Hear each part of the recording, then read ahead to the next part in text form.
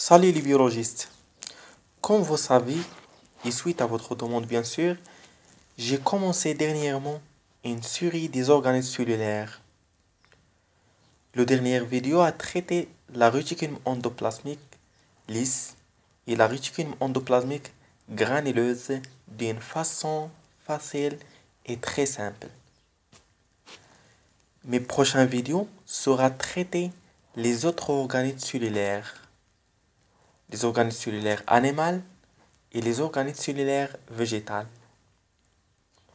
Ce vidéo sera définir le lysosome, en bref, type et expliquer leur fonction principale de la cellule des eucaryotes. Alors, comme j'ai dit toujours, essayez de comprendre le corps et retenez le maximum d'informations. C'est bon?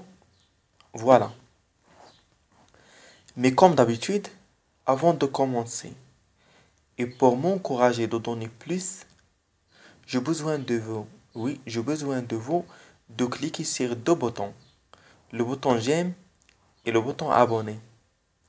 Et je suis totalement responsable de donner une définition simple de lysosome, type et fonction de la cellule des eucaryotes. Voilà.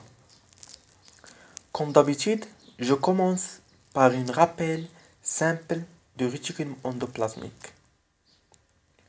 On a dit avant que le réticulum endoplasmique, c'est un ensemble de tubes et de canaux interconnectés, liés directement au noyau. Le réticulum endoplasmique, c'est un ensemble de tubes et de canaux interconnectés, liés directement au noyau. Il existe deux types de réticulum endoplasmique de la cellule eucaryote. Le réticulum endoplasmique lisse et le réticulum endoplasmique rugueuse ou bien granuleuse. Le réticulum endoplasmique lisse ne porte pas ses membranes des ribosomes. Alors, ils sont le siège de la synthèse des lipides, généralement des phospholipides et des hormones stéroïdes. Et ils sont aussi le siège de stockage de calcium. Alors, la réticulum endoplasmique lisse ne porte pas à ses membranes des ribosomes. Ils sont le siège de la synthèse des lipides et le stockage de calcium.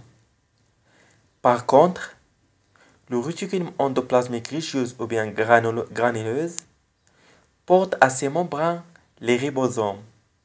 Alors, ils sont le siège de la synthèse des protéines transmembranaires et des protéines résidentes du réticulum endoplasmique.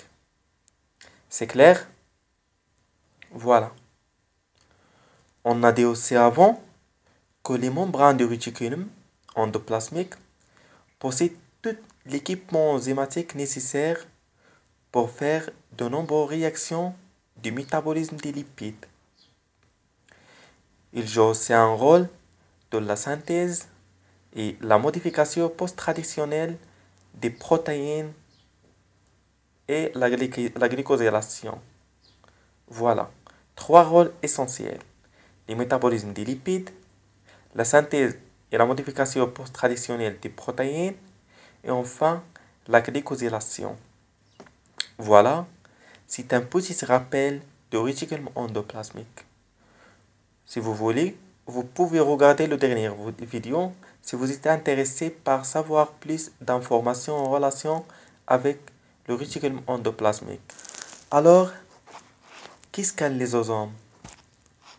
Tout simplement, le lysosome, c'est un organisme cellulaire sous forme de grosses vésicules sphériques.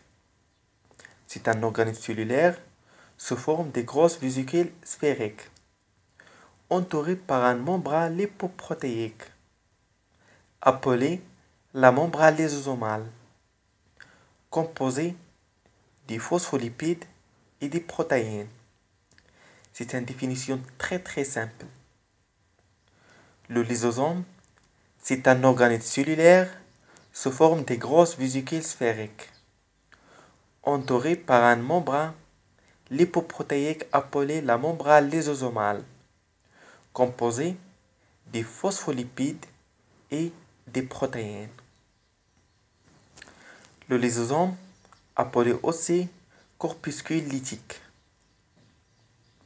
se trouve dans toutes les cellules eucaryotes, mais sont plus fréquemment dans les cellules responsables de la défense de l'organisme. Et qui dit cellules responsables de la défense des organismes dit cellules du système immunitaire. C'est clair? Voilà. La fonction principale du lysosome est la digestion des particules non fonctionnelles par l'intermédiaire des enzymes spécifiques appelées l'hydrolase. Voilà. La fonction principale alors est la digestion des particules non fonctionnelles par des enzymes spécifiques appelées l'hydrolase. La membrane lysosomique contient des canaux ioniques, entre parenthèses, des pompes à protons, qui permet l'entrée active des ions H+, pour but de maintenir un pH acide, généralement entre 3 et 5, au sein de la vésicule lysosomale. Contient aussi des protéines LAMP, présentes sous dos isoforme, LAMP1 et LAMP2, au niveau des lysosomes matures, mais absentes au niveau des lysosomes primaires. Notez bien, LAMP, c'est l'abréviation de lysosome associated membrane protéine. Et enfin, des phosphatases acides, uniquement présentes au niveau des lysosomes primaires. Alors, la membrane lysosomique contient des canaux ioniques, contient des protéines LAMP et enfin contient des phosphatases acides. Les lysosomes se classent en deux catégories. Les lysosomes primaires ou purs et les lysosomes secondaires. Les lysosomes primaires ou purs, ce sont des vésicules ou des graines de sécrétion ne renferment que des enzymes lytiques. Ces éléments sont limités par une membrane plasmique. Cette membrane est normalement imperméable au contenu des lysosomes. Et son rôle principal est de protéger le cytoplasme des hydrolases qu'elle enferme. C'est clair. Alors, je répète. Les lysosomes primaires ou purs sont des vésicules ou des graines de sécrétion ne renferment que des enzymes lytiques. Ces éléments sont limités par une membrane plasmique. Cette membrane est normalement imperméable au contenu des lysosomes. Et son rôle principal est de protéger le cytoplasme des hydrolases qu'elle enferme. Voilà. L'autre catégorie, c'est les lysosomes secondaires. Ce sont des vacuoles souvent volumineuses, dont le contenu est d'aspect hétérogène, car elles dépendent de la nature du substrat et du stade de digestion dans lequel elles se trouvent. C'est clair? Les lysosomes secondaires, ce sont des vacuoles souvent volumineuses dont le contenu est d'aspect hétérogène, car elles dépendent de la nature du substrat et du stade de digestion dans lequel ils se trouvent.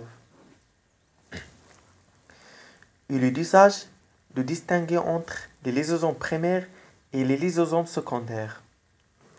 Ces dernières sont du site de digestion intracellulaire et ont la nature de vacuoles digestives.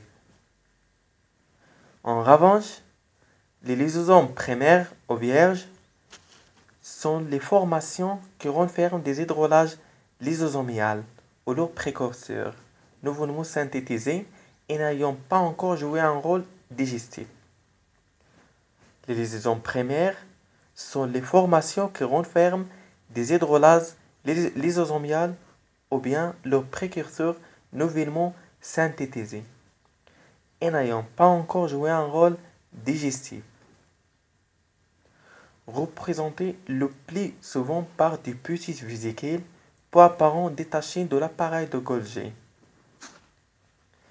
Les lysosomes primaires peuvent exceptionnellement prendre la forme des vacuoles de stockage de grande dimension, semblables à des graines de sécrétion. C'est le cas dans les leucocytes polymorphonucléaires. Notez bien, dans une maladie lysosomale et pour une raison génétique, le lysosome n'assure pas ou pas suffisamment sa fonction de recyclage et d'élimination des déchets.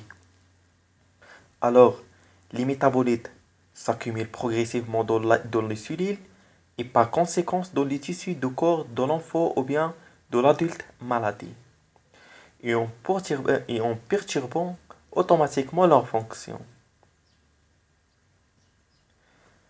Notez bien que les lysosomes primaires se forment soit à partir de l'appareil de Golgi, soit à partir du réticulum endoplasmique.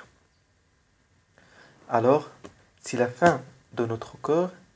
J'espère que j'ai réussi d'expliquer ce cours et n'oubliez pas, mes chers amis, si vous avez des questions, si vous avez des observations, laissez-moi savoir dans les commentaires ci-dessous et n'oubliez pas d'abonner et de cliquer sur le bouton j'aime. À tout à l'heure.